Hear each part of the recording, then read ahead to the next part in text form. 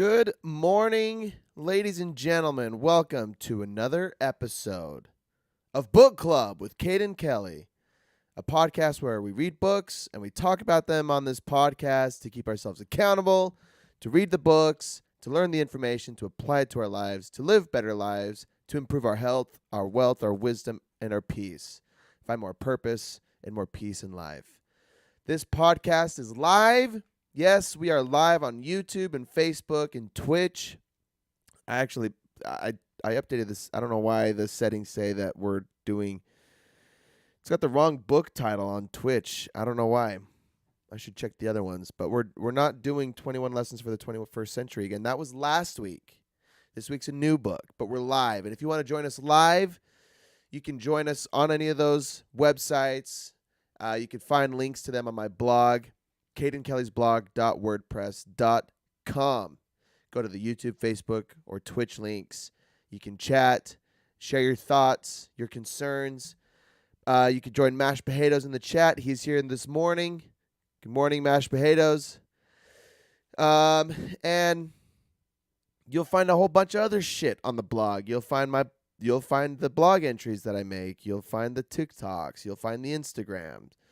You'll find the other podcast called Here's the Point with Caden Kelly. The same podcast, but it's it's a shorter format. We do all that in 15 minutes. You get a lot less info, but you get the same idea.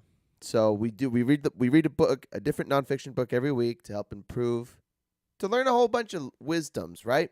And then to figure out what's good for us and what's not good for us, because we read books. We've read books in the past that don't work, where the wisdoms are, not valid.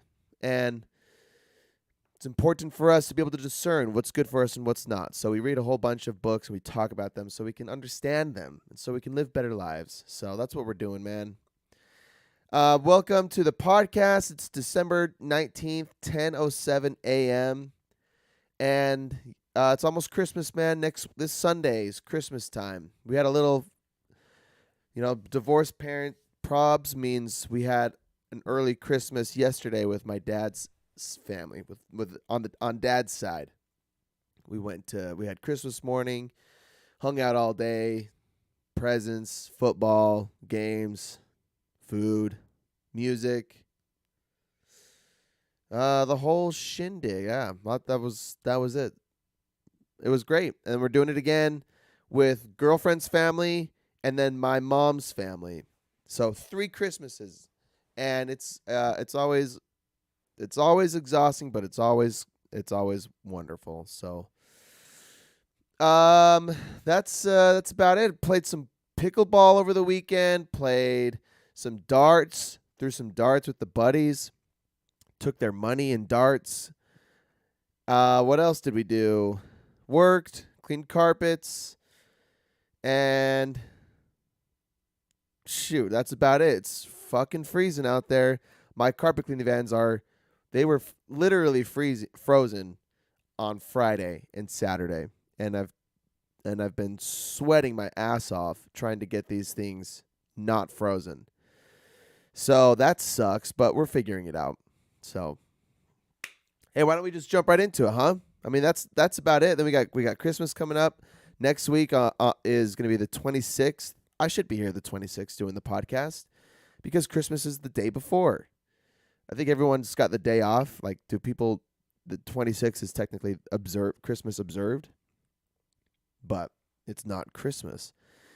I'm going to check, while we're live, I'm going to just check the other streams to see if they show the right title. Yes, Facebook shows the right title, and I wonder if YouTube shows the right title. It does. So then why is Twitch not show the right title? I'm going to change it. And it is change. Oh, wait. This title may conflict. Oh, because it's got the F word in it because of the book. So I'll go like that. Because we've done this book before. Last week we read this book for the second time. Well, it's like the 5th time or 4th time that I've read it, but for the second time we've covered it on the podcast. The Subtle Art of Not Giving a Fuck by Mark Manson, a counterintuitive approach to living a good life. This is the when did we do it? Earlier, I think we did it like almost a year ago, and we did his sequel as well. The sequel called Everything is Fucked, a book about hope. And I think books with the F word in the title just sell more books. So it's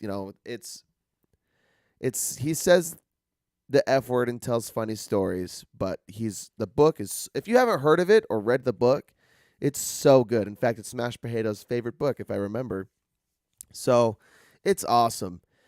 And I think it's probably worth reading once a year, because it after having read it again just recently, I got a refresher on my perspective of life and how to handle my probs and how to view my probs, what to give a fuck about, why it's important to give a fuck about some things but not about other things.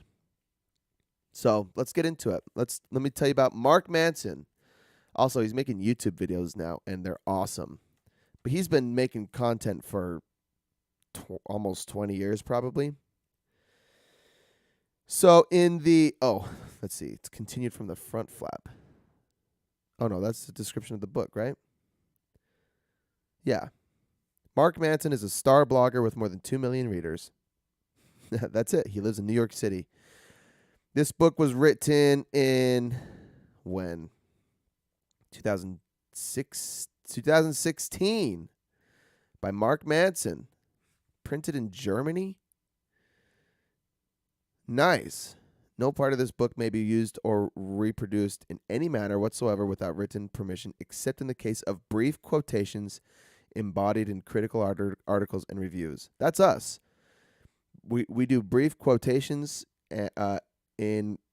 embodied in reviews. The last thing I want to do is get sued by any of these authors, because I greatly respect their work. And this is how they make their living, They write books and then people buy them. And they spend so much time writing and refining their craft and ability to write and their creativity and their philosophies. The last thing I want to do is rip them off. So, with that being said, let me tell you all of the notes that I took on the book, all the things that I wrote down. And one thing I did with, I think the only other book that we've double covered is Do Nothing by Celeste Headlee. And I took my notes, my first round of notes, and I just expanded on them. And that's what I did with this book. I copied and pasted the same notes, and then I expanded on them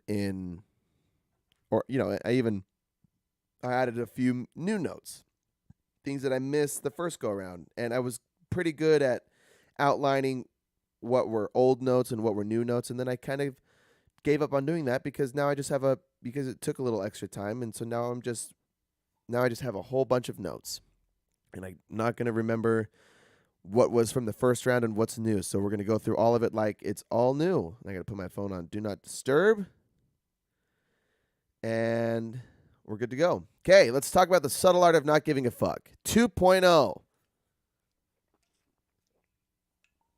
Oh, yeah, that's good water. All right. The book's broken down into 9 chapters. One part, 9 chapters. The first few chapters are dedicated to, well, let's just jump right into it. The first chapter is called Don't Try. Convincing yourself that you're happy is redundant. You either are happy or you're not. If you're trying to reaffirm that you're happy, you are only confirming that you are not happy. Talking about doing affirmations in the mirror. If you have to convince yourself that you're happy, chances are you're not happy. I always thought reciting affirmations in the mirror were silly. And I think there's some merit to it where, positive affirmations are better than talking badly about yourself, talking negatively about yourself. But the idea that if you have to remind yourself that you're happy or that you're beautiful or that you're successful or talented, you probably aren't any of those things, or not to the extent that you want to be. And you either are talented, or you are successful, or you're rich, or you're famous, or you're happy, or you're loved. If you have to remind yourself that you're those things, you're probably not. You either are or you aren't. It's a pretty black and white way to look at it, but that's like the foundation of the book. You either are happy or you're not. The key to a good life isn't about giving a fuck more, but less. What's immediate, true, and most important. That's the key to a good life. Giving less fucks. Not giving zero fucks, but giving less fucks. Caring about the right things and not about everything. He described something called the feedback loop from hell. We get anxious, and then we start thinking about our anxiety, and then that makes us more anxious, and then we go down this rabbit hole of anxiety. We do the same thing with anger. We get angry, and then we recognize that we're angry, and then we get angry because we're angry, and then we're angry that we're angry because and we get more angry. It happens with guilt. It happens with a whole bunch of feelings and emotions. This is the feedback loop from hell. This amplifies with when you engage in social media too. You see someone post a new car, or that they got a new girlfriend or boyfriend, and you wonder why you're such a loser, and then you get mad at yourself because you called yourself a loser, and then you feel like even more of a loser. He says the solution to this is to don't give a fuck that you feel bad. You'll short circuit the feedback loop from hell. And his analogy is kind of funny. He says we're bombarded by so many things.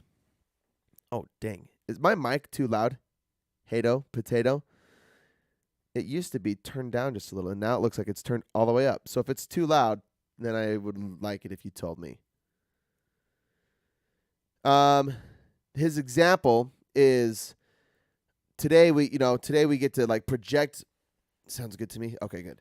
We get to project all of our feelings on Facebook and Twitter, and we get to, we get to just share how we're feeling all the time, and we get that kind of allows us to dwell in our feelings, to sit in them, and to be overcome by them or overridden by them. But his example was our grandparents would feel like shit. I wonder if I could find the quote, because he says that our grandparents back in the day would feel like they would wake up and feel like shit too. Like it sucks to get up and haul hay and okay, yeah, right here. The feedback. Okay, this is page 7.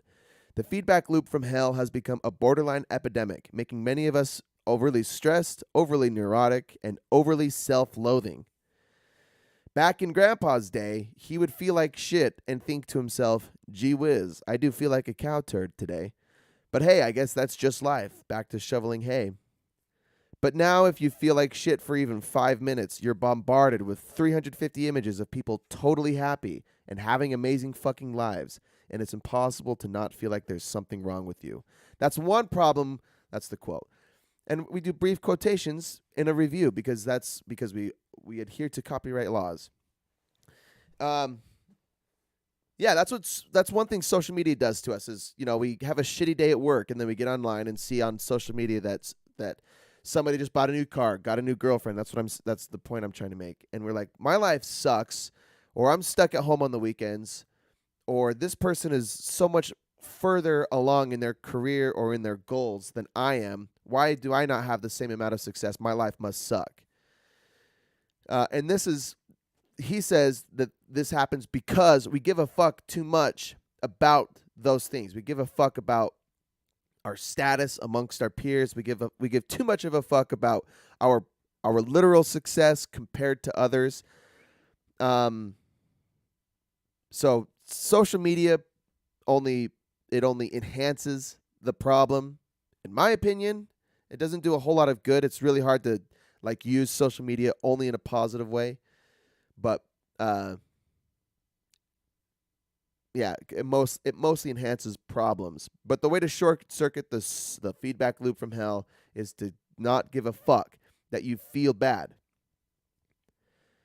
Uh, the first world problems are no longer material, they're existential. We have access to so much shit in the internet and comforts that we don't know what to give a fuck about anymore. Just like back in grandpa's day, my grandpa's kind of this he's an old school rancher. He grew up in Eden and spent his whole life hauling hay and feeding cows and building fences and digging holes and just like really hard manual labor, and he's a tough individual today, and he's 80 now.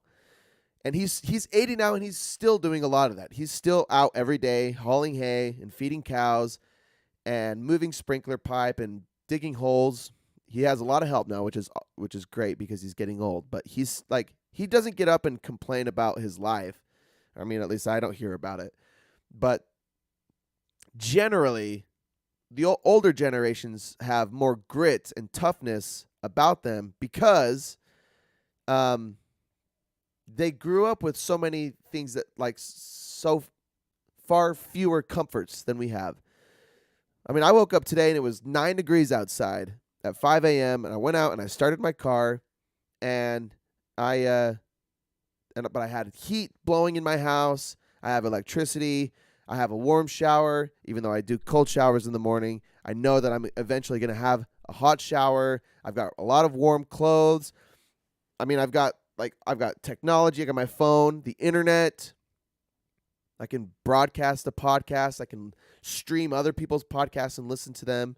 I can listen to the audiobooks. I can go to the gym. Like, we just got so many comforts today. I mean, some people have cars. I don't have a garage or a self-starting car, but a lot of people have a garage and self-starting cars.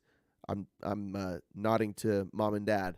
They can open their garage and start their car without getting out of bed. They can do it all on their phone. Get the truck warmed up before you leave the house. We have so many extra comforts.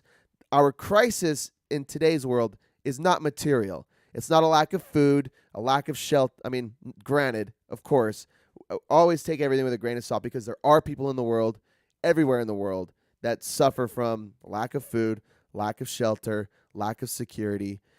But for his point, he says directly, first world problems now are no longer material. And I'm a middle class person in the first world, in the USA, in Utah.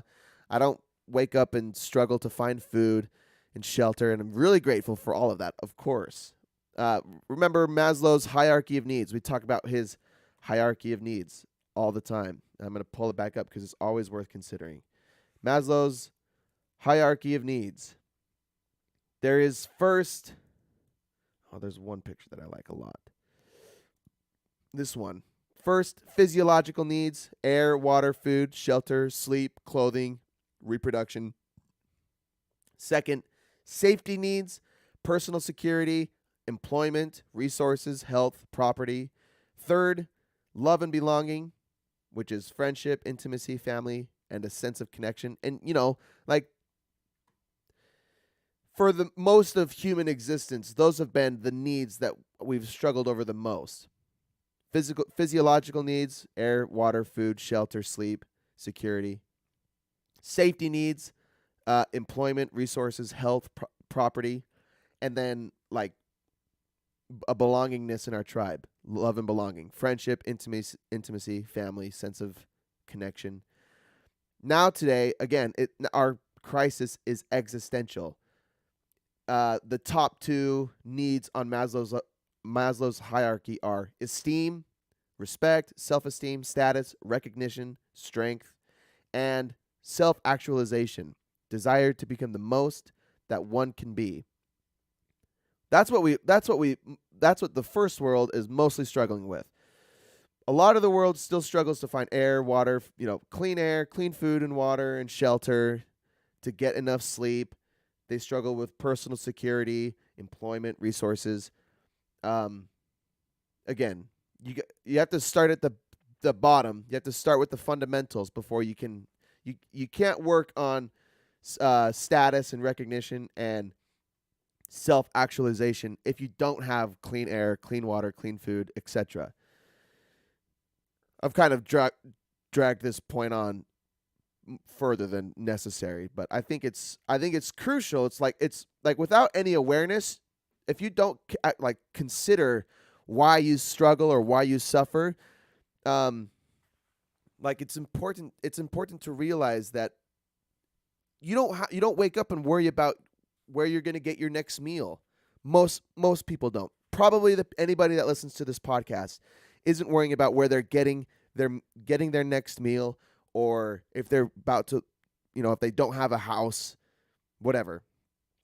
Most people that are listening to this are probably struggling with the top two needs: their esteem and self-actualization. And that's a privileged place to be.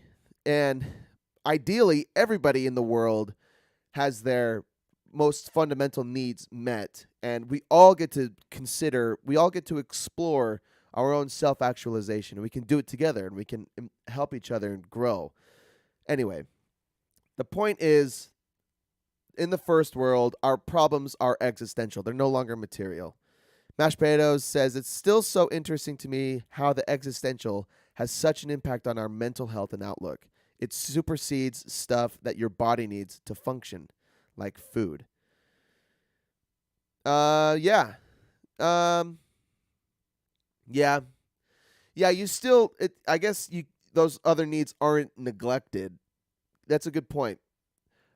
Just like fantasizing or thinking about, like trying to imagine a family in sub-Sahara Africa who live in huts and dirt floors and are out hunting and gathering every day for their food.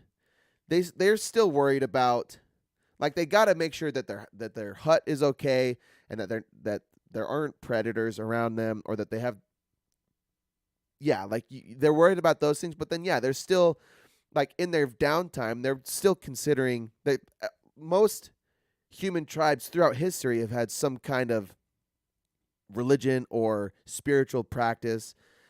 What would they be called? Rituals, like performed rituals, and all with the intent to find meaning or find purpose in their lives.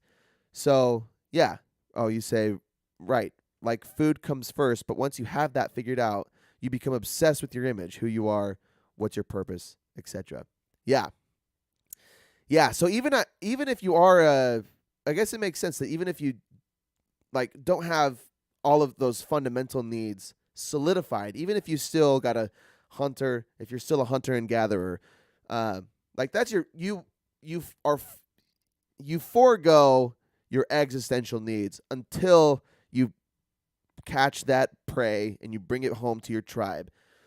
And then, you have food for a few days, and then you can explore and give your sacrifices and perform your rituals, that give you meaning, and do your exploration. So I guess you don't need to be a first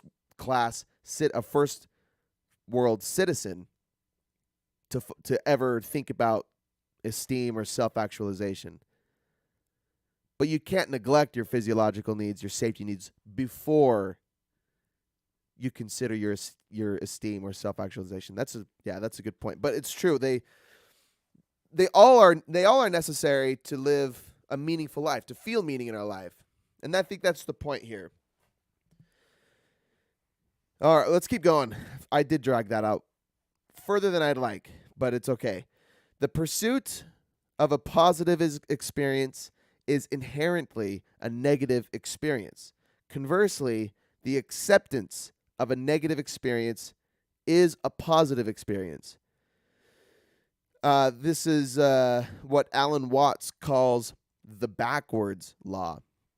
As we intentionally avoid negative experiences, like the pursuit of avoiding a negative experience. Wait a second.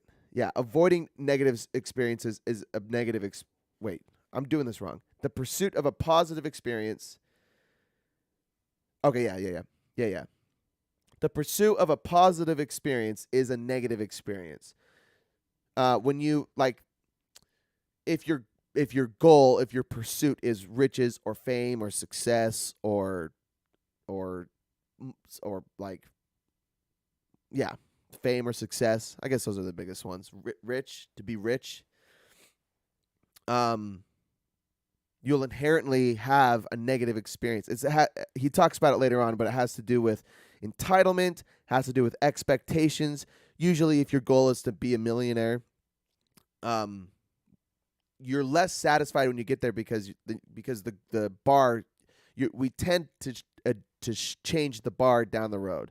We get the $1,000,000, then we think, now I want 2 million or 5 million or 10 million. I can keep going and I can keep working. And but usually, what like we've talked before about how wealth after like $100,000 has almost no impact on your happiness and well being. Yeah, up to that point. So like, and it has to do with these needs. When you the more money you make from 0 to 100,000, there's a steep increase in happiness and well-being. But after 100,000, 150,000, it starts to taper off, and then once you get into the really big figures, maybe 7 figures, it starts to decline. And my theory is because when you start making that much money, you have so much money you don't know what to do with. You start making dumb decisions, and then it has a negative impact on your health and your well-being, your happiness. But the point here is the acceptance of a negative experience, or like the ability to experience something that sucks, but to accept it and to bear it with grace, be patient, turns that, it doesn't make the negative experience positive, but it gives you a positive outlook for that negative experience, and it allows you to bear it and feel better at the end of it. Even though the thing still sucks, and we don't want to ever, like, we don't seek out negative experiences, like forms of suffering, we do seek out voluntary forms of suffering, like exercising and self-discipline. It's never preferable to, well, at least for me, I always want to overeat, and I want to stay up with my friends and play video games, and I want to sleep in and miss the gym because it sucks. But like the avoidance of the negative experience, this is what I was trying to say, is a negative experience. But the acceptance of the negative experience, the accepting that I'm going to go to bed early, I'm going to discipline myself and get up early, I'm going to eat well, and I'm going to not, I'm going to eat a healthy amount of food. I'm going to be kind to my partner. I'm not going to be adulterous and cheat or be disrespectful, but I'm going to be honest and open. Things that are inherent, that take self-restraint and discipline. They suck, but doing those things is what brings the positive experience on the other side. Like he, at the end of the book, he talks about, and maybe I should just wait to mention it, but since we're on this train, I'm just going to say it anyway. We think that part of our monkey brains wants to have, we want to have sex, right? Our whole physiology is designed to reproduce and to survive. So we do things that enhance our chances for survival and enhance our chances to reproduce. And if you're given opportunities to have multiple partners, like it's our tendency to want to have multiple sexual partners. However, the discipline that is required for a long-term committed relationship, where you don't put yourself in situations where you could be scandalous, but you also make conscious decisions to enhance your committed relationship. It requires a form of discipline and sacrifice that some people, like, it's not hard to not cheat. A lot of people can live their lives and be faithful to their partner, but some people struggle with that, right? Some people struggle with being faithful and being honest. And But if you choose to be committed, you'll find he at the end of the point that he makes at the end of the book is you find a greater depth of experience by being committed. And there are experiences that you can't have outside of a committed relationship. If you live your life by being frivolous with your partners and uh never commit, never settle down, always jumping around and talking to several people at once, or just being like even being polyamorous, you can't have the same experience that a person that is with a single person for 20 years has. The connection and the depth and the quality of a healthy relationship that's lasted for several years is only possible by actually committing to it for several years. You can't fake that kind of quality and connection and trust and all the those like security, those things. But it's not easy. But you gotta show up for the hard times. You gotta be honest. You gotta make sacrifices. And so the point here, again, another point that I'm dragging on way too long, is it takes the pursuit of a positive experience is a negative. The pursuit of having sex with a ton of people, and the pursuit of doing drugs, and the pursuit of making a ton of money just for the sake of making money, or for success, or to be well liked, is a negative experience. But the pursuit of a negative experience, or the acceptance of a negative experience, ultimately brings positive experiences. We don't pursue negative experiences in the sense like we don't pursue suffering, but when we're faced with suffering and when shitty things happen to us, we accept them, and the acceptance of that negative experience is what brings the positive. That's all I had to say. I don't have to go on these stupid long spiels. We're still in chapter 1 too. This is dumb. Let's keep going. Quote: "Everything worthwhile in life is won through surmounting the associated negative experience." I paused because I spelt it ONE instead of WON. But I think it's because I use the voice text. Let's keep going. Quote: "Everything worthwhile in life is won through surmounting the associated negative experience. Any attempt to escape the negative, to avoid it, or quash it, or silence it, only backfires. The avoidance of suffering is a form of suffering. The avoidance of struggle is a struggle. The denial of failure is a failure. Hiding from what is shameful is itself a form of shame." Entitlement, close quote. "Entitlement is our own problem to deal with, and it will never serve us." Yeah, he talks a lot about entitlement throughout this book too. And I'm really interested or fascinated by entitlement because it's I think everybody feels a sense of entitlement.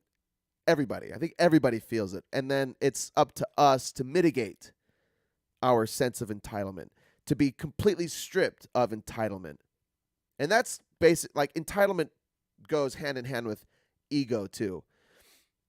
We all develop an ego or entitlement, and through whatever circumstances. Whether we're born into a rich family and we feel entitled to all the riches in the world, or we're born into poverty and we feel entitled to justice or reconciliation, like we've been wronged and we are entitled to be treated fairly or rightly. But stripping ourselves of it, entitlement will never serve us, or acting out of entitlement will never serve us. So yeah, what he says is entitlement is our own problem to deal with. It will never serve us. So we'll talk a little bit more about entitlement as we go. The subtle art of not giving a fuck means it's not about not giving a fuck at all, but about the things that don't matter. There's 3 points. That's the first one. It's not about not giving a fuck, but rather to give a fuck but not about the things that don't matter. The second is to not give a fuck about adversity. You must first give a fuck about something more important than adversity. And the third, you are always choosing what to give a fuck about. And if you don't like him or me saying that the subtle art, like of not give a fuck, or don't give a fuck about something, just swap it out for I don't care about something, or caring about something. That's the same thing. What do you care about? What do you identify with? What do you value? That's what this is all about. He uses. I'm telling you, he's being lighthearted because he's trying to sell title. He's trying to sell books. So he uses vulgar language because it's enticing, or it's erotic is the word that comes to mind, but it's not the right word. It's invigorating. It's stimulating. The F word. So if you don't like that, just substitute it for caring about something. So read that again in the PG language. It's not about not caring, but it's about not caring about the things that don't matter. That's the first. The second is, to not care about adversity, you must first care about something more important than adversity, and you are always choosing what to care about. The point of this book is to think more clearly about what is actually important and what's not. It said to read the last paragraph or two of chapter 1. Let's do this briefly. Okay. This book doesn't give a fuck about alleviating your problems or pain.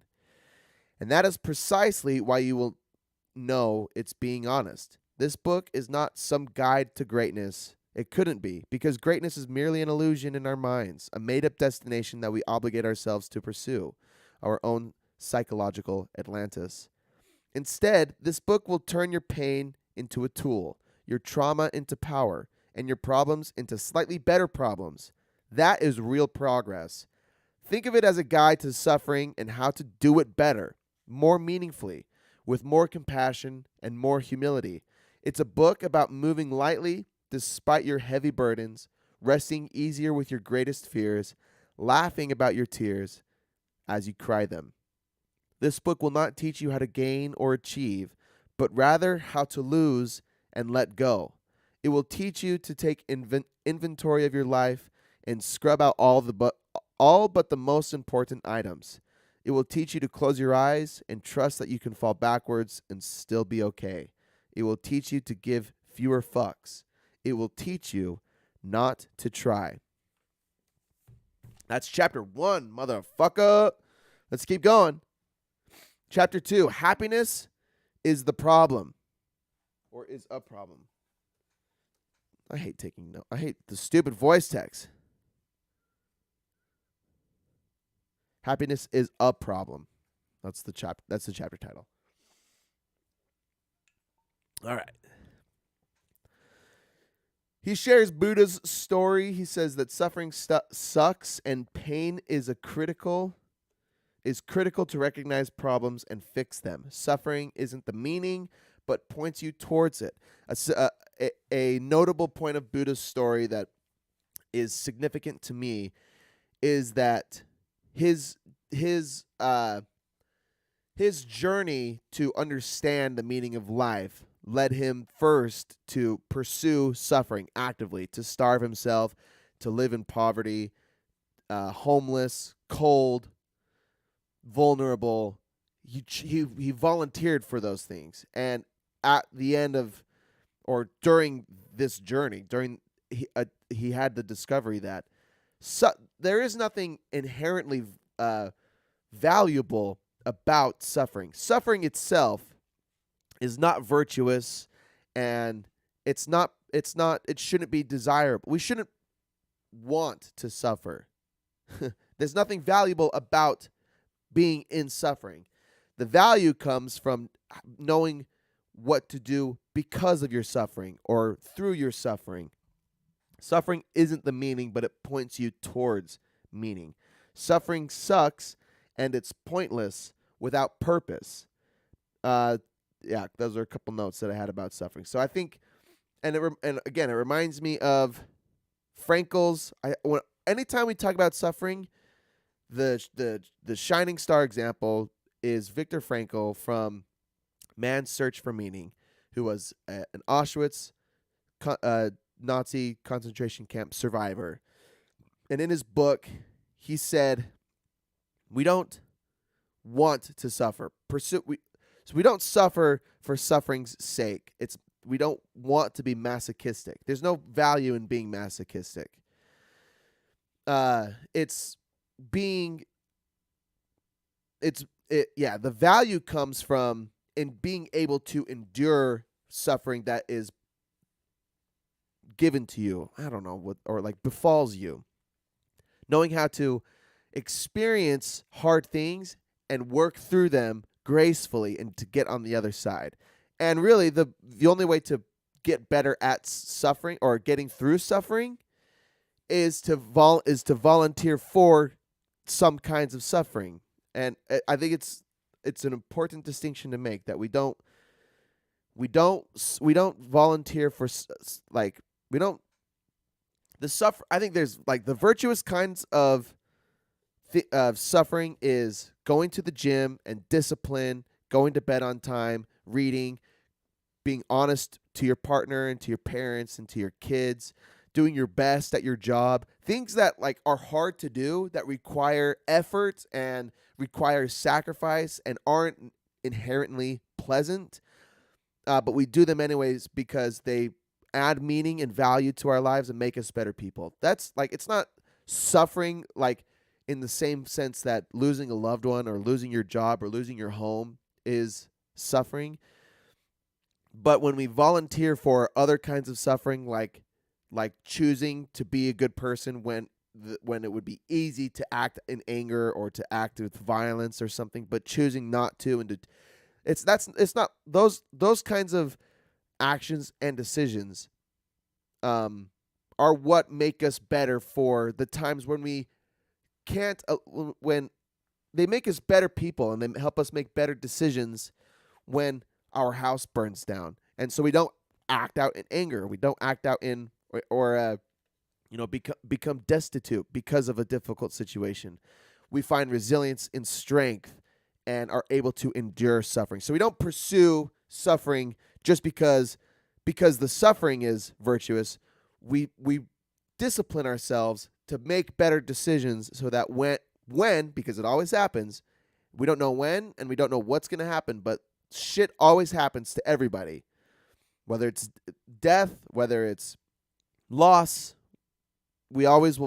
everybody will experience something devastating, and it's up to us to know we're the only one responsible for how we'll behave in those situations, right? Pain is an integral part of life. It indicates when something is wrong or needs to change. Ignoring it only makes these problems worse. Thinking you can live without it amplifies it. Quote, happiness comes by solving problems. Close quote. Problems don't go away. Our problems only improve. So pain, I just explained this. Pain comes and goes, and we are all subjected to it at some point in our lives, and choosing to avoid it or to ignore it is a form of pain. It's a form of suffering. And as we've talked about before, ignoring our problems means we're a slave to our problems. Our decisions are based on what we need to do to avoid suffering, to avoid that kind of pain. But that is a form of pain and suffering itself. Rather, growth and change require facing that pain and feeling it and experiencing it. But that allows us to move on from it and to liberate ourselves from the pain, from the shackles of adversity. And then problems don't go away, they only improve. He uses money as an example where we think once I have $1 million, I won't have money problems. But he talks about Bill Gates and rich people who have lots of money still have money problems. And Robert Kiyosaki talks about this at length in his book, Rich Dad, Poor Dad, that rich people just have different money problems. When you're poor, your money problems are being able to afford rent and afford food and afford gas in your car. But when you're rich, your money problems become trying to, make sure that people don't scam you or abuse you or charge you inaccurately or take your money in unjust ways. I guess that's scamming you as well. Those are better money problems to have than not having enough money. Having so much money or enough money where your problems become making sure that people aren't trying to steal from you is a better problem to have than not having any money. So the problem hasn't gone away by having money. It's just changed. And it's a better situation to be in. And that applies for all of our problems. If you feel lonely, or if you feel isolated in your world, it's better to be. So how would we anecdotally explain that? So if you feel lonely, the solution to we're not talking about solutions. We're talking about like levels of. So okay, so I guess the equivalent would be feeling lonely and not having any friends is worse than feeling lonely but having a support group, right? And not neglecting your support group. Is that the same thing? That's the first example that came to my head. Mashed Potatoes says stopping trying to get out of problems and instead shifting my mindset to choosing the best problem has been one of the best things for me from this book. Yeah, choosing better problems, because there's still problems. And he talks about it with your job, with your relationships, with any kind of struggle that you have. Oh, here's a good example. You can struggle by you can suffer the consequences of not being a healthy person, like not going to the gym and eating like shit and sleeping like shit. You can suffer those problems, or you can suffer the problems of going to the gym and eating clean and being disciplined, like getting enough sleep and being consistent. That's still a problem to have because you're still giving up time and resources for to solve a problem. But the problem of staying healthy is a better problem to have than the problem of not being healthy or being unhealthy. That's better than loneliness. I'm going to use that one from now on. Mashed Potato says, I know that there will be problems. We can't escape them, but choosing my problem is so empowering. Yeah, we can't choose, and we can't choose all problems. Like Frankel didn't get to choose to be a slave, a prisoner in a concentration camp. He didn't get to choose that. He didn't get to choose, I can do this or I can do another thing. He was taken prisoner and was subjected to horrible things, and that happens to some people. We deal with problems like losing our job, or our partner leaves us, or a family member dies, a loved one dies, and we've got to deal with that problem. But here again, you could still, from that situation, you can still choose what you're gonna like, how you're gonna go about your. So if you lose your job, you can wallow in self-pity. That you could deal with your problem that way, or you can deal with your problem by being active and pursuing other careers and taking the opportunity to look for something else to do. You can always choose how to deal with your problems too. Mashed Potatoes says also realizing that a big way humans derive joy is by solving problems. So now when I choose my problem, I kind of find it exciting to see how I'm going to figure it out. Yeah, you're kind of like a little kid that way. But you're right, and I think that comes up right here in my notes too. We find joy by solving problems. That comes at some point. Oh, it's not right here. I'm gonna just keep reading my notes then. So still in chapter 2, rather than asking what happiness do you want in your life, ask what pain do you want in your life. Rather than pursuing the positive, right? Because pursuing a positive is a negative experience. Ask yourself, what pain do you want in your life? What pain are you willing to endure? And again, that pain usually comes in the form of discipline by going to the gym or getting up early to write or to practice the piano or to swim laps at the pool or whatever, to take your kids to school every day, be present for your family every day. What are you willing to subject yourself to? Happiness emerges from struggle, not the avoidance of it. What pain do you want to sustain? You got to love the journey as much as you want the reward, or else you'll never get there. You've got to love the journey, or else you'll never get there. Chapter 3, you are not special. They're all like, this whole book is like clickbaity titles and phrases, but it's good stuff. Social media fuels entitlement. Yep. A true measurement of a person's self-worth doesn't come from how a person views their positive experiences, but how they respond to their negative experiences. I'm going to read that again. A true measurement of a person's self-worth doesn't come from how a person views their positive experiences, but how they respond to their negative experiences.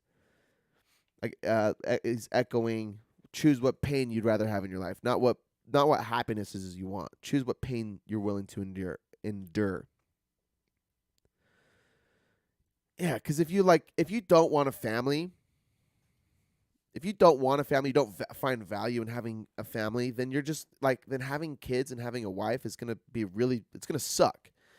But if you value having a family and having kids and having a life partner, it doesn't mean that having kids is easy, because you still got to deal with sick kids and them pooping all the time and not sleeping. You still got to deal with that, but it's a pain that you're willing to endure because it aligns with your values. He talks about the whole rest of this book, I think, emphasizes values. We're going to talk a lot about values. But that's like the whole point of it. If you value having a family, then it means you'll be able to endure the pain and the hardship of having a family. When a culture promotes exceptionalism, you will find more love at the low end of the spectrum rather than being average. Oh yeah, this is a theory of his. That's why miserable people get so much attention. Yeah, I don't want to dwell on it. I'm going to just keep going. Lower your expectations. Your actions likely won't matter in the grand scheme of things. Put less pressure on yourself and do what is meaningful to you. Yeah, dude, a lot of my life when I was a little kid, I just want to be famous and successful and rich. And it drove and I also wanted to have lots of girlfriends, have lots of sex. And just like growing up and learning that there's more meaning and there's more value in having a committed partner and being honest and straightforward. But also you also don't it seems exciting to be rich and famous as well, and it surely is. But that in itself is a rich, being as rich or famous as Elon Musk is an anomaly, or Bill Gates or Jeff Bezos, because there's only so many of them and there's billions of people. So the chances, statistically here, if the chances of being like a Musk or like a Bezos is very low. And the point that he's making here is you're not going to have as much money as you're probably not going to have as much money as Musk, or as much sex as Hugh Hefner, or as much fame as Alexander the Great or something, or Jesus Christ. You probably won't reach that kind of status at any level. And that doesn't mean you shouldn't try, or that you shouldn't. It means that you should do what's meaningful to you. And then whatever happens, right? Whatever happens at the end of that is what happens. But you shouldn't. Yeah, okay. I'm going to stop the over explanation. But that's the point. Just because you might not be, and you probably won't be, a rich and famous and successful and lustful person as X, Y, or Z person, it doesn't mean you shouldn't do what's meaningful to you. Who's the author that said, "Don't do what's expedient, do what's meaningful"? That came from one of our books. I could probably find it, but I'm going to move on. Excellent people you see on social media are excellent from mundane practice, so don't judge yourself, or don't compare yourself to them, is probably what I should have said. Chapter 4, the value of suffering. Problems, struggle, suffering are inevitable. The meaning is subjective, usually determined by your values. Some things may offend one person and attract another. Yeah, again, back to the family example. Some people would hate their lives if they had a family. Or if, what else? Let's just use that. But some people find immense value and meaning in having a family. So the problems and struggle and suffering is inevitable. The meaning of it is subjective, and it's usually determined by your values. If you want to change how you view your problems, you have to change your values. Pete Best, I think that was his name, got kicked out of the Beatles, but led to finding his wife. Yeah, he tells a story of, is it Pete Best? Beatles drummer. Pete Best. So he tells two stories. One about Pete Best and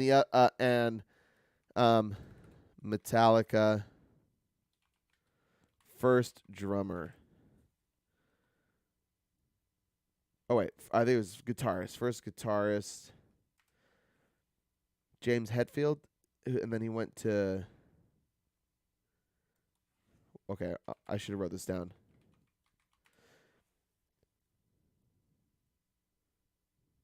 Because the guitarist, shit, who was it? I could probably find it if I looked. But okay, so he tells two stories. He tells a story about the Beatles drummer Pete Best, who got kicked out of the Beatles, but later on in his life, he said that was ultimately the best thing that happened to him because it led to finding his wife and having a family and living a meaningful life. And on the other side, I can't remember the name. Again, I'm probably not gonna find it. But the guitarist from Metallica, when they were just getting started, got fired. He left the band, and he was so bitter. But then he started the band Megadeth, who also became a super successful band. But later on in this guitarist's life, he said that getting kicked out of Metallica was the worst thing that ever happened to him.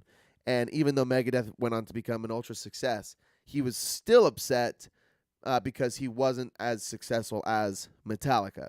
Okay, so it's the same story ish, but the reason that Pete Best ended up saying this was a great thing was because he changed his values. Ultimately, he decided that being a super successful bandmate or drummer was less important than having a family. Because if I value having a family the most, then I'll find the most life satisfaction and reward in doing that. And then so he found his wife and had a family and then was super happy. But the guitarist for Megadeth never changed his values and therefore never found, or maybe not never found. I think the story is a little blown out of proportion.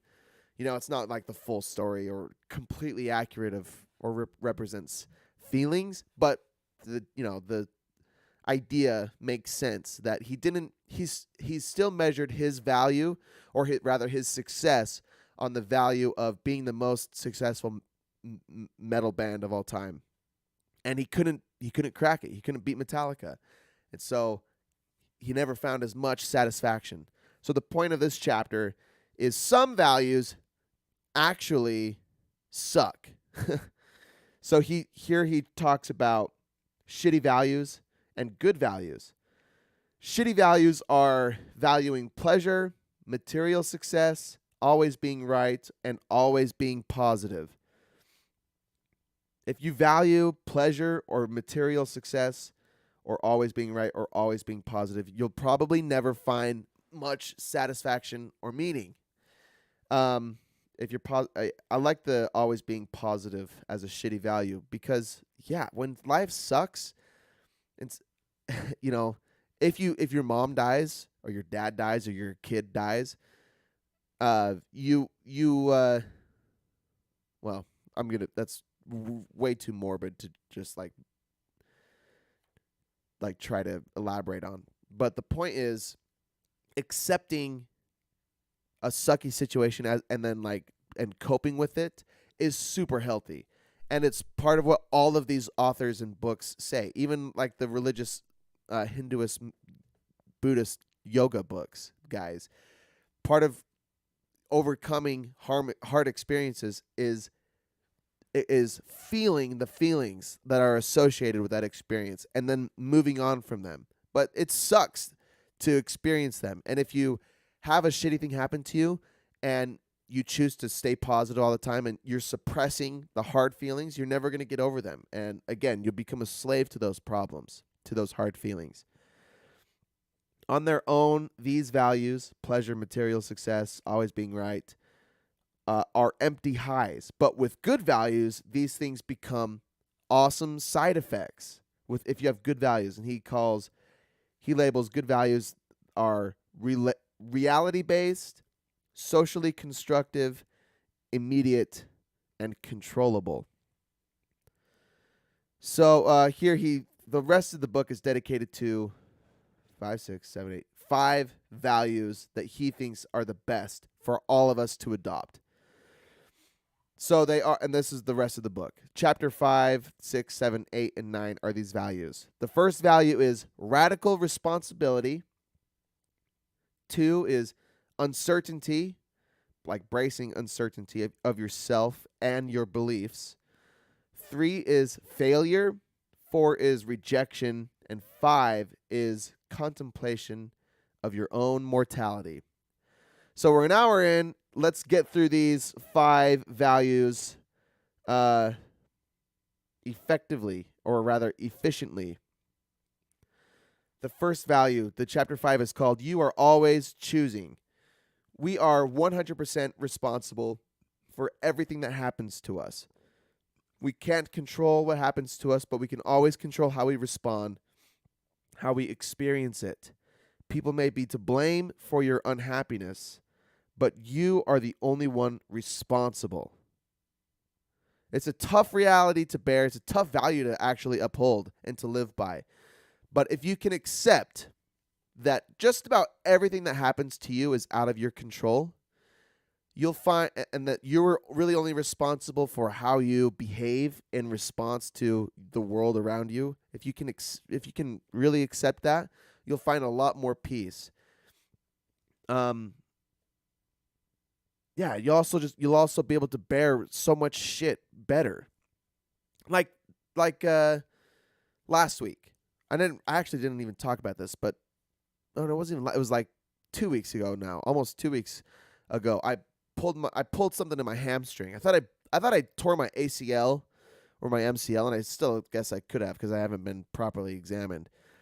But I had this popping sound when I was doing yoga.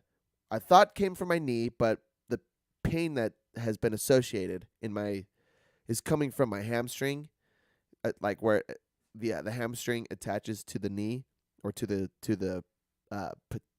patella, no, to the bone where the shin is and the calf, the tibia. Fuck, I don't know. So yeah, that's where it's hurt, and so I've taken it really easy, and it sucks.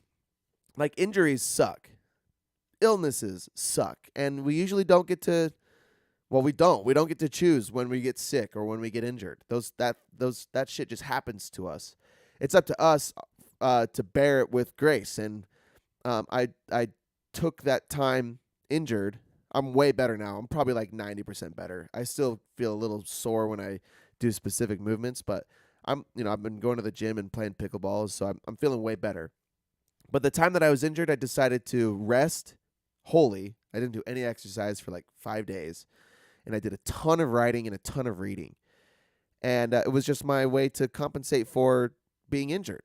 Like, instead of like half-assing exercise, I just decided I was gonna go balls deep on reading and writing.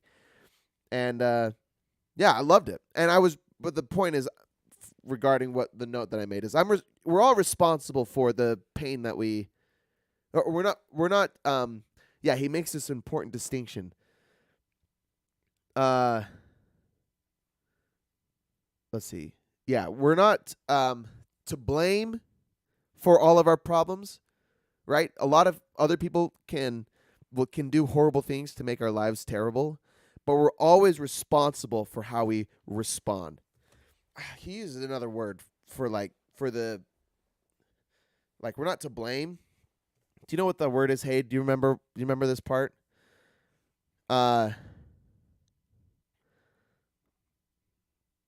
Yeah, but anyway, that's the gist of this chapter. We might not be to blame for our problems. We might not be, the world and other evil people or just weird, unfortunate, random circumstances can happen to us that make our lives miserable, but we're always responsible for how we respond. He says, might not be your fault, but it's your responsibility. Yeah. Same idea. I thought there was a word maybe that went associated with it, but that's it. So regardless of how shitty your circumstances is or are, you're always responsible for how you respond. That's the first value. And it's a hard one to swallow, but you'll find more peace and meaning in your life if you're able to adopt it. He says, someone leaves a baby on your doorstep, not your fault, but now that baby is your responsibility. Excellent example.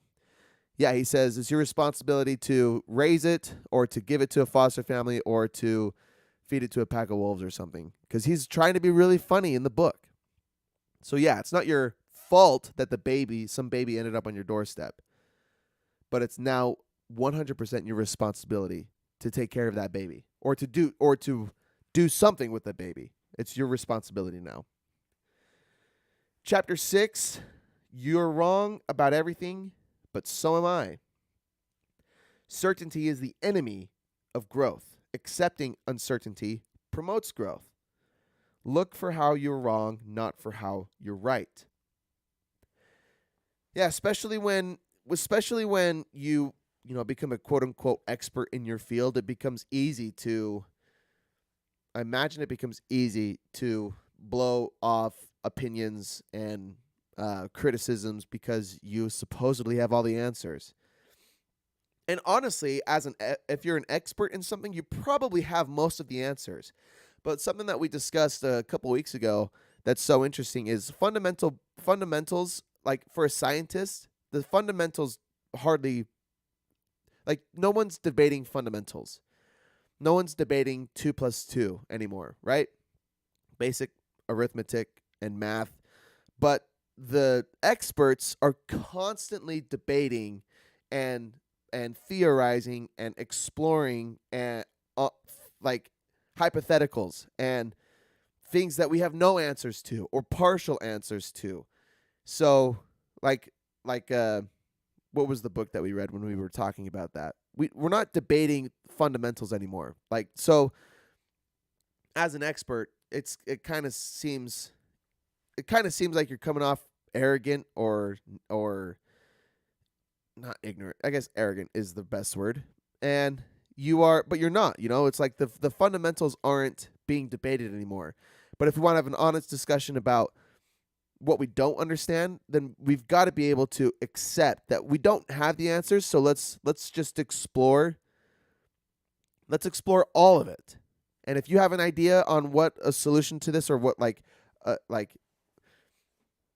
a good example? I'm not an astrophysicist or anything, or even a theoretical physicist, but if you have an idea of what the meaning of the universe is, then let's hear it out, and then let's test it, and let's do research and do studies, and we'll see what we find, and then we might get some answers, we might get conclusive evidence of something, we might not get anything at all. But the point is, if you pretend like you have all the answers, then immediately you've stopped growing. You've stopped. The whole point of doing this podcast is to continually take in information and ideas and discussion about the meaning of the world, about why humans behave the way we do. Mash Potatoes is another comment. He's been killing it this morning. He says it's a Dunning-Kruger thing. Dunning-Kruger? I don't know what that is. The newer you are, the more growth is occurring. Like you make more pickleball jumps in your first few times of playing than you ever will again. So you start to think you have all the answers. Yeah. Growth at the beginning is always very steep, and then something that keep going. Master pickleballers aren't debating drop shots and dinks. They only know what they don't know. They're thinking about advanced stuff like spins and positions and stuff. Tactics. It's true. And what for well, yeah, that's a great way to put it. But the point is, if you think that you're right about everything, then you've stopped growing and you are well, you become ignorant, and then you especially will become arrogant. Check yourself. Ask yourself, what if I'm wrong? What would it mean if I were wrong? And would being wrong be better or worse than my current problem? Yeah, if you're going to defend a position, I guess you got to decide if defending that position is worth the the annoyance of defending the position. That's that's one reason I know Joe Rogan says he doesn't look at comments or on his posts or anything. There's lots of he gets lots of criticism being a huge public figure, and he's just got to decide he's made the decision that he's not going to engage with people on that level. He's not going to, because a lot of people are talking shit on Rogan and asking questions and probing, and on his level, it's not worth the effort. The problem that like defending his name through Instagram comments is not worth it. That's chapter 6. Chapter 7, failure is the way forward. Failure is necessary for growth. Growth is what harbors happiness, not arbitrary achievements. It requires being broken down and being built back up emotionally and mentally, just like you would physically at the gym. Quote, action isn't just the effect of motivation. It's also the cause of it, close quote. Do something, contemplate your values, and do things that exemplify them. You'll suck at first and feel weird about it, but if you truly value it, you need to do it. Trying is the only way forward. Don't let the fear of failure stop you. It's only by failing that you learn. Yeah, and then just to echo that last value too. If you decide that you have all the answers, you're not going to try anything new. These kind of snowball off of each other, right? You have to accept that you don't have all the answers. And like does anybody have 100% of the answers? Is there anything in the world that's like absolutely conclusive, like a subject or a topic or a field of research? Like even the English language, just talking is always changing. People come up with new words and phrases and slang all the time. So it's not like the English language is conclusive either. Things are always changing. Communication is always changing. The way that we interact with each other, this way of me talking into a microphone and someone else, I don't know, 60 miles away from me is commenting on a video, and we're having some kind of dialogue. As like you couldn't have come up with this 50 years ago, 30 years ago, maybe even like 25 years ago. It just was not happening, was unheard of. Streaming a podcast and having a chat. But it's the world that we live in. Like, and then fields of research like psychology, not conclusive. Biology, not conclusive. Gender studies, not conclusive. Math and statistics, like the procedure of how to do math. Like, I was trying to help my step siblings with their homework a little while ago, and they were showing me how to do how they're learning fractions, like multiple, and it's all way different than how I learned it. And I always thought it was stupid that, like, mom and dad would be like, "Well, that's not how I learned this." I'm like, "Shut up! This is just how you do it."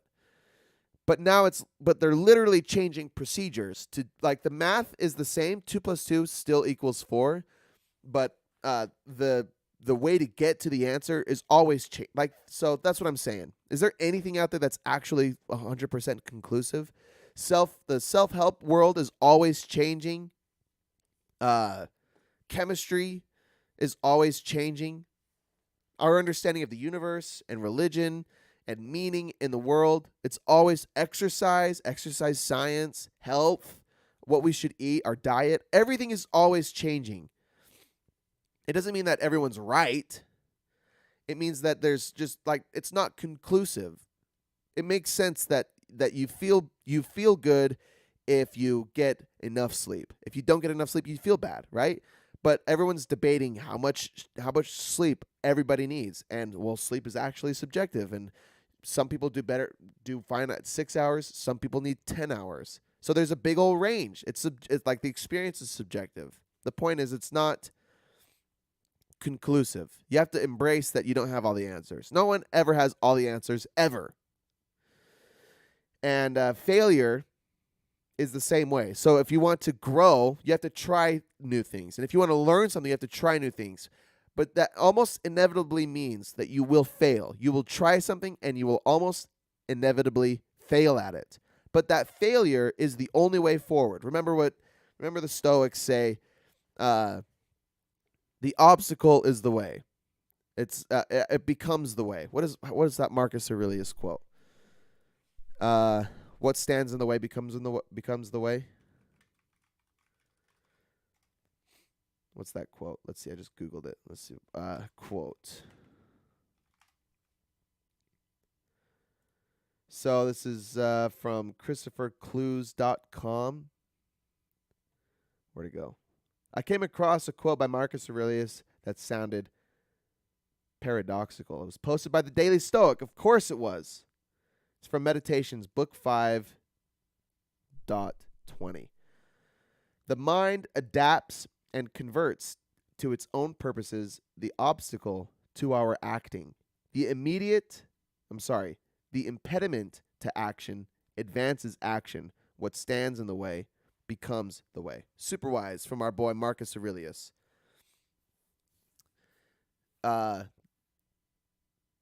Just like what Mashed Potatoes just said, these people who are super pros at stuff, where's that comment you had? The Dunning-Kruger effect. The newer you are, the more growth. Wait, that's not it. Anyway, people aren't worried about, or we're not debating fundamentals. I guess in some things you are. That's not even all encompassing or conclusive either. Some fundamentals are being debated, but the point is, the only way to grow in a thing is to try things that have never been explored before, or try things in a new way and see what happens. And maybe it helps you get the results that you want, or maybe it points you towards a completely different direction. So these are good values to incorporate in your life. If you want to find meaning or purpose, or like the point of the book is, it's not to like give you success, but it's how to live a better life with the shit that you deal with, that everybody deals with. Chapter 8, the importance of saying no. I love this value, and it's so often neglected. Even still, by me today, after having read all these books, I still struggle with this one. But I love it. I'm going to share some thoughts real quick, or some notes. Quote, we are defined by what we choose to reject. Close quote. The philosophy is that if we accept everything equally, nothing is truly important or unimportant. So we must organize our values into a hierarchy, say no to what's not on that list, and consider which values are more important than others, so you know when to consider saying no, even to values. Quote, acts of love are valid. Oh, wait.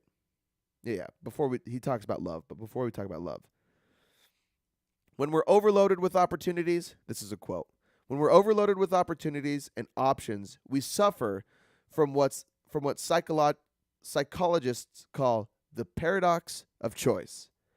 Basically, the more options we have, the least satisfied we are with whatever we choose. Close quote. Some experiences are only possible through commitment and sacrifice, like peace, success, and the reward of long-term committed relationships, careers, hobbies, and the like.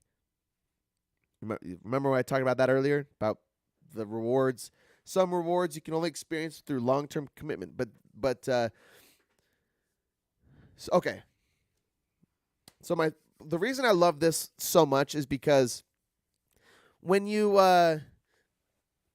because lately I've made decisions and I've said no to a lot of things. Like I say no to my friends when it comes to playing video games at night.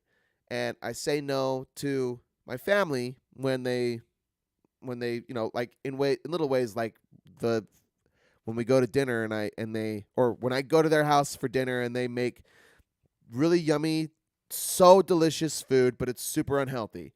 And so I either don't eat it or I eat before or just have a little bit or whatever. And it's like saying no, we're afraid to say no because, or at least I am, because I don't want to make anybody feel bad. I don't want to make my friends feel bad. Like I don't want to hang out with them when I choose to go to bed or when I choose to leave the function to go to bed. Like over the weekend, we went to dinner with my buddies, and then afterwards we went to a bar to throw some darts. And I even then I stayed a little later than I wanted to, but I'm trying to be loose still in some ways and enjoy the moment, be present in the moment. But after the darts ran its course, it was like 11 o'clock or 10:30. It was probably actually like 10 o'clock, and time to wrap it up. And they were like, they wanted to stay for this live band, and it would be fun to stay for the live band that was coming on. But I say no. You got to say no to some things because other things are more important. So I enjoy playing video games late at night with my friends because it's a time to connect with my friends in an artificial way. It's not the best way to connect, but it's a form of connection. Video games are fun and stimulating by themselves. But those things don't mean as much to me as taking care of my health, taking care of my body, taking care of my mind, like going to bed and getting up early and exercising and reading and writing and doing things that bring and add value to my life more than other things. So it's so hard to say no, though, again, because I don't want my friends to think I don't want to spend time with them. I don't want my family to be mad at me, like I don't appreciate their food or the love that they give. But it's just a consequence of choosing what you value and organizing it into a hierarchy. So I guess Jordan Peterson isn't the only one that talks about value hierarchies. Manson's right up there. You got to decide what's most important to you and organize it from most important to least important, and then what's not important, and then just avoid things that are not important to you. They're not going to add that much meaning to your life. And then understand when you're confronted with two values. One, go to bed early so I can get up early and take care of myself. Or two, stay up late and play with video games with my friends. I value both, but if you consistently neglect your highest values, you're going to feel less depth of meaning. And like we just said here, some experiences are only possible through commitment and sacrifice. So the reward of, like when I scroll TikTok, sometimes I get super jacked dudes, and then I get super smart dudes, and then sometimes I get super. Well, really, those two are the most that come up on my social media. Super smart, super jacked. But the only way you get to be super smart or super jacked is through long-term commitment to your practice or to your discipline. And if you can consistently slip or consistently do another thing, you're never going to reach that thing. So if you value being jacked or if you value being smart or wise more than you value being good at video games or good at playing music or being good at your job even, like you got to figure out what you value most and then choose that thing, do that thing and be consistent at it. That's the only way you can have some experiences, all right? Then he talks about he has relationship advice in this chapter, but I'm going to just keep going. The point with the relationship advice though is you got to say no to things that don't enhance or bring quality to your relationship, right? Like you got to say no to a person that's trying to flirt with you or trying to hook up with you when you're in a relationship. And you got to say no to going to places that put you in that position. And you got to say no to going out with your buddies and getting drunk all the time because because I need to have a date night with my partner, right? And I need to say no to playing video games in the middle of the day because I need to do this with my partner, or I need to whatever. That's the idea. You got to say no to things that you value so that you can do things that are more important to you. And then chapter 9, and then you die. Let me get some agua. This has been I hope you haven't felt this way, but this has been I've felt like shit today waking up. I don't know if I felt like I slept great, but I don't feel great. It's been a tough one to focus on. Tough episode, but this book is so awesome. I've been trying to plow through it. I appreciate you bearing with me. As always, even when I'm not feeling like shit, I appreciate you bearing with me. He talks about Ernest Becker, who wrote a book called The Denial of Death, which Mark essentially makes 2 points from the book. Humans are the only animals that can think about themselves abstractly, and we have our physical self and our conceptual self. The idea is, no, our physical self will die, but we can live on in memory as the conceptual self. By doing something memorable, he calls this our immortality project, like Jesus, Mozart, Genghis Khan. What they've done has lived on well beyond their physical bodies. So the philosophy to this is our immortality projects are a problem. We fear death and give too many fucks about dying and being forgotten. Yes. We fear death. We fear the being forgotten, being just another pile of ash, another corpse in the grave, in the tomb, right? Having lived our entire lives and then died and left nothing behind for the world. So we give a fuck about leaving our mark on the world. And like I said, about being rich and famous. I've totally felt that way in the past, and I'm currently dealing with almost every day living a life of unimportance. Not insignificance or meaningless, but unimportant. Again, there's billions of people. There's how many? 7 billion people on the planet today. And how many millions more, probably billions more before us? And how many people are remembered today? Like, how many people today do we consider or talk about that are not alive? Very, very, very, very few. Jesus is probably the most popular dead person. Actually, I'm going to Google that. Who's the most popular dead person? Who is the most popular dead person? Number 1. Oh, this is Michael Jackson.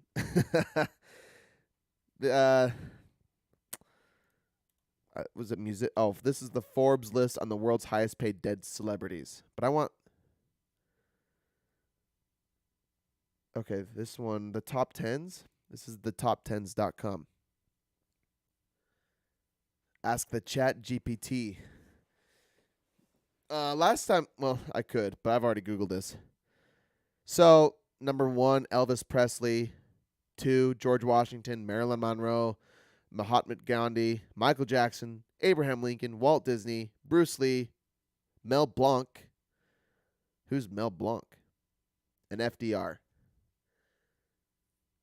I don't know. What about Jesus? I feel like Jesus would be number 1 on like the most famous dead people.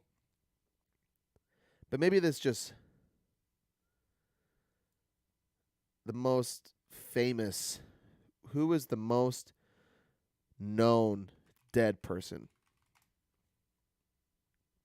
Not celebrities. I don't care about celebrities. Can we get the point? Out of all of the millions or potentially billions of people that have died, we only remember a few, and over time we forget about most of those people. Like, we only really remember kings and conquerors and people that did horrible things. Like, even people that did really good things, we barely remember. The point is, most of us will live lives of insignificance, and that's fine. In fact, that kind of like part of the earlier problem is it lifts this burden of trying to be something like a Jeff Bezos or an Elon Musk. It relieves us of that pressure so that we can just do what's most meaningful to us. We don't have to, like, the standard has changed. For me, it's changing. Instead of trying to be rich and famous, it's how do I live a meaningful life? What do I need to do today and every day to live a meaningful life? It's not about getting famous or about being on TV or having 1 million followers on social media or having 1 million people listen to my podcast. That's not what gives me meaning and purpose. It would be fun. Like, it's fun to be a celebrity, I'm sure. But like, if you know your values, like being, like he said earlier, being famous or being, what were the values? Pleasure, material success, always being right. Those are shitty values. But at best, they're awesome consequences of having good values. Mashed Potato says, but getting at your point, I love the principle of accepting that a lot of life is average. Social media makes you think every day should be amazing, but most of the time, it's just average and forgettable. Realizing that makes the good times even sweeter. That's it, dude. And then even after those good times are over, they just disappear. And all you get to do is, like, take those, like, memories with you to the grave. That's it. And then, of course, we want to have as many good experiences as possible.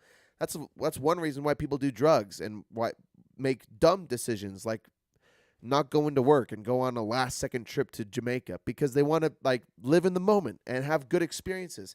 And I was listening to a podcast this morning that kind of touched on that, where it was actually the rest of that Red Dead Redemption 2 podcast episode that was awesome. And he was saying that we were faced with this dilemma that, and I actually even talked about it last week. We're faced with this dilemma that, yeah, we could die in 5 minutes or we could die in 50 years. We don't know. So some people say, I could die at any moment. I'm going to do whatever is expedient. I'm going to be irresponsible at my job. I'm going to be irresponsible with my partner. I'm going to have a bunch of sex. I'm going to spend all my money, go on vacations, do all these drugs, whatever, because I might die.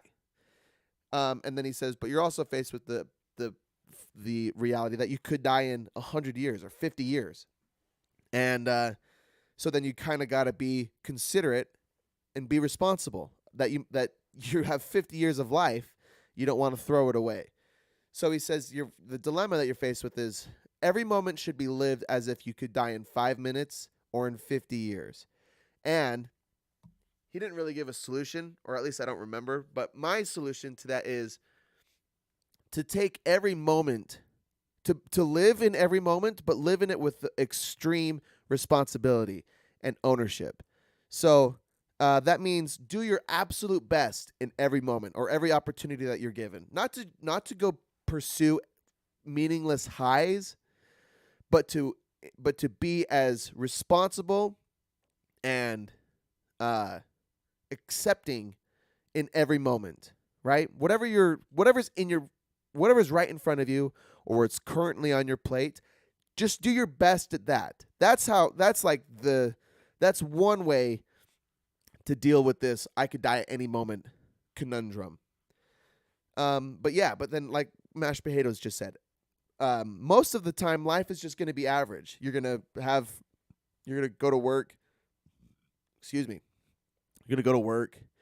You're going to make dinner, and then you're going to go to bed. You're going to go to the gym and play some games and watch some TV. Like, most of life is pretty insignificant. But one reality is that everybody dies. Everybody dies. You will die at some point. So what are you going to do because of that? Are you going to go chase endless, meaningless highs?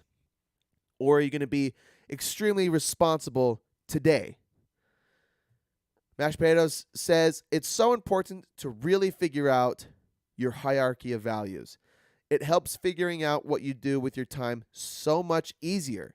As long as your highest values are being considered, you can have peace about how you're spending your time. Absolutely. And that's the whole point about the book, man. You got to stop giving a fuck about things that are not important. about shitty values. Stop giving a fuck about shitty values. Don't have shitty values. Shitty values are seeking fame and fortune and uh things that are expedient, drugs and parties and highs and sex. Those in itself are just the like at their best are consequences of good values, but at their worst, they're shitty values and they are meaningless and empty. And yeah, like I was just saying, sometimes I feel left out when I go to bed early, I wake up early, and I see all of the clips from my friends playing video games, and I feel FOMO. I feel FOMO every single day, and so it's important that I consider, well, am I actually making is going to bed early actually contributing to my well-being, or am I suffering this FOMO for no fucking reason? Is it not making me a better person? But every day I'm reminded, yes, I feel like I'm living a more meaningful life when I choose to go to bed early and I wake up and I have me time, alone time to to improve myself, to work on myself, to have a better future, but also to feel good today. It's totally worth it. But every day I have to face the pain or the problem of FOMO. And like when I leave the parties early or when I don't go to parties because I'm valuing other things. It's Mashed Potatoes is right on the money. It's so important to know what you value. He's got another comment. He's just ripping them right now. Like if I log onto social media, I think I have to be going on a ton of trips to be living a meaningful life. But the reality is I like but don't love trips. Haha. But when I know that my values are being achieved, I don't even think about going on a bunch of trips cuz that's not my value. Dude, I'm right there with you. And it's a conversation I have with my girlfriend all the time.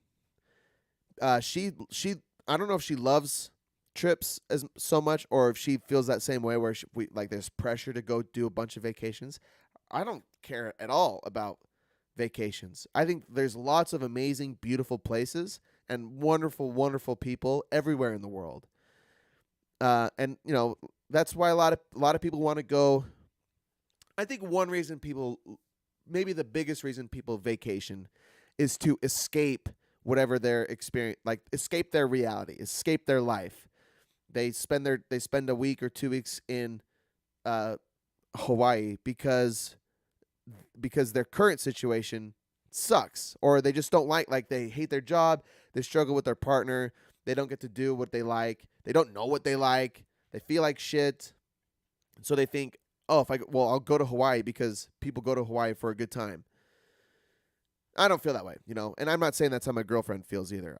I know that we have a great life and we work really hard on things that are important to us every single day. She's an awesome example of that. But I just am honest that I don't like trips at all. I think trips are dumb, and I would rather just honestly, if you want to go on a trip, we can rent a hotel just across the street, and we can use their hot tub and lay in their hotel bed and get the room service. Because what else does a vacation offer? Just a different place to eat dinner and a different bed to sleep in. Mashed Potato says, my hot take is that a lot of people are going on trips so that they can post that they're on trips. It's a tangent, but yeah, values. Yeah, because you see, like you just said, you see on social media, oh, so the point of life is to travel and to have nice things and to have a social media selfie ready girlfriend or boyfriend and to brag and show everybody I have this great life. I have all these great things. I do fun stuff. Like even like on the weekends, people go out to clubs and they're posting Snapchats that of the DJ and taking shots with the girls and with the boys and all these girls that they're talking to and messaging, and like it's like a flex, a quote unquote flex, what they're doing. All these, if you're a person that is scandalous with women or boys, you have a lot of people that you're texting or calling or going out with or sleeping with, and it's like a flex, right? And then you post it on social media, or you show your friends, who you're talking to as a flex. Like, look how much fun I'm having. Look at my life. And that, that kind of sounds like someone who doesn't sleep around with a lot of people, right? It sounds like someone who's in a I sound like a lame wad who's only been in or who's only in a relationship with one person. But again, it's almost like seeing through the red tape, or whatever the line is, whatever the phrase is. There's way more value. There's way more meaning, and it's not as sexy or exciting to be in a committed relationship, or to go to bed early and go to the gym, or to read, or to get off social media, or to not eat a ton of food, or to not go on vacations. Like, that's not a sexy or exciting way to live. It's certainly not how the quote unquote world wants you to live. But like those sacrifices you make you help you live a better life. Well, yeah, I went way off topic. Because that's we're still in chapter 9, and I guess that's the end of the book. The only way to be comfortable with death is to be a part of something greater than yourself. It's why people fight wars, go to church, create nations, etc. That we assign meaning to the shit that happens to us. Yeah, that's a part of our immortality project. But, the point really, like the way around this is memento mori. Contemplate your death. You will die. You will die.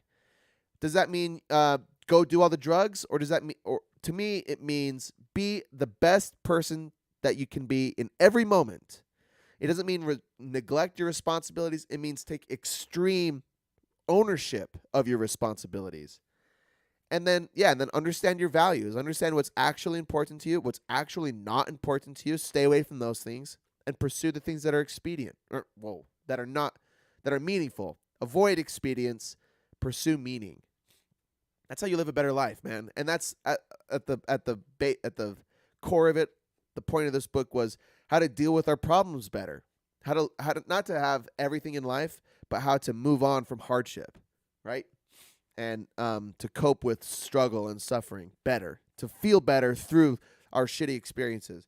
And again, for me, something I'm dealing with a ton right now in my life is that most of my life, if not all of my life, will be considered insignificant.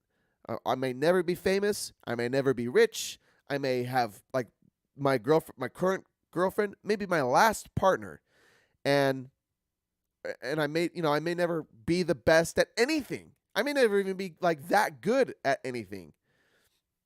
And that's fine. That's fine. Because even though people that are really good or really rich or famous or sexy will die. Everybody dies. Or anyway, yeah, that's the point. Everybody will die. Everything will come to an end. And most of life will be insignificant or unimportant. Or like Mashed Potato says, will be average. It'll be average. And that's fine, man. The point is, and because that's the case, you should feel a lot less pressure to be rich or famous or sexy or something of what the world would consider significant. And it should give you opportunity to pursue what's meaningful to you, to avoid things that are not meaningful, and to engage in what's meaningful. That's the book, baby. Give a fuck about what's important. The book is called The Subtle Art of Not Giving a Fuck by Mark Manson. A counterintuitive approach to living a good life. That's it, man. Moving on. Next week, we're reading Start With Why by Simon Sinek. I think that's how you say his name. Sinek. Simon Sinek. He's one of those really smart people that pop up on my TikToks every now and then. And I've been wanting to read one of his books for a while. And I haven't checked if there's a description or a bio of the boy in here. I'm going to do just a little quick search. There's the glossary. So usually it would come before that. So maybe not. I could probably Google something really quick. But he's a business person. He's a spokesperson. He's a leader. Oh, here we go. Simon Sinek is an optimist who believes in a brighter future for humanity. His talk on TED.com is the third most watched talk of all time. Learn more about his work and how you can inspire those around you. Always get a little skeptical when they have no credentials. Like Mark Manson doesn't. Again, he didn't have any credentials. His bio says he's a star blogger. But that just because you have credentials doesn't mean what you're saying is valid. And just because you don't have credentials doesn't mean what you're saying is not valid. So we're going to read his book. Everything that I've heard from him so far has been awesome.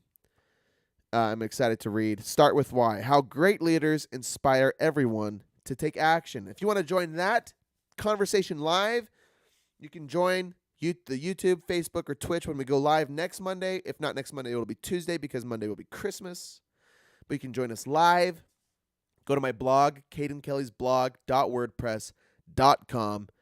Find one of those links and follow and subscribe and turn on your notifications and do all that nonsense so that you can join the conversation when it goes live. And then until then, man, choose what you care about, choose what you don't care about, and then make decisions that bring you closer to the things that you care about the most, and you will find more meaning and more peace in your life. Until then, we will see you next week. Have a good one.